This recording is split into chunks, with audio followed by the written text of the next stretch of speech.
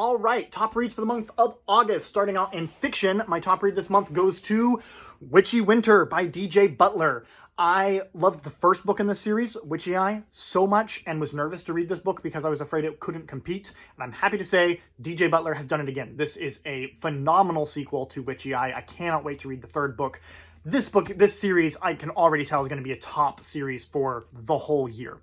And I'm honest when I say this series reminds me of everything I loved about A Game of Thrones, and it doesn't have any weird sex stuff, so that's great. I cannot recommend this series enough. Witchy Eye, Witchy Winter, go read them, okay? Moving on to honorable mentions, let's go with The Peacemaker's Code by Deepak Malhotra. This book feels like Arrival crossed with The Three Body Problem. Malhotra is a professor of negotiation tactics. So on the surface, this is just like a classic aliens arrival at Earth story, but it has a really realistic look at how negotiations would go if aliens actually showed up. Had me on the edge of my seat. It had really clever twists and turns. I love this book. Go read it. And finally, honorable mention goes to Book Lovers by Emily Henry. So you can tell when an author is using a trope just for the marketing, and then you can tell when there's an author who loves a trope and is doing it well, and then there's what Emily Henry does in this book, which is acknowledge the trope straight out, like break the fourth wall, and then flip it on its head in the most delightful way.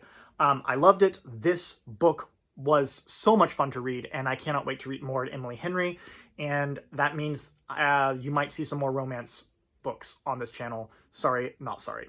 Moving on to nonfiction, my top read this month goes to Osage Women and Empire, Gender and Power by Ty S. Edward. This is a short book, and it looks at the history of the Osage Nation, specifically at the gendered labor of the Osage and how that benefited them both before colonization and during colonization.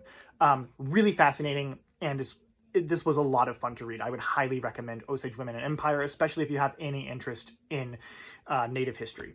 And finally, honorable mention goes to Forest Euphoria by Patricia Onaniwu Kaishian.